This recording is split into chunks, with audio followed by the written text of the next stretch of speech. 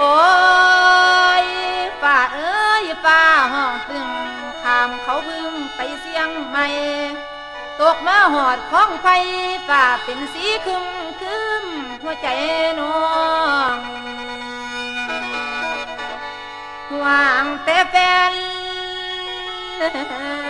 หวังแต่แฟน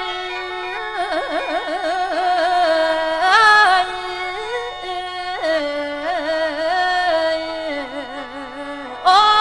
ยล่ะนะ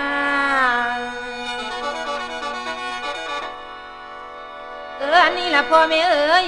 เมษายนกลายไปแล้วพฤษภาผัดมาต่อฝนตกลงจากจนใบหญ้ากระปงมาพวกชาวนาก็เตรียมไว้ทั้งไถกับขาดปั่นเสือกไว้สิไถดันว่าหูดหน้าฟังเสียงจ่าคนเฒ่าสวยหอดมืออื่น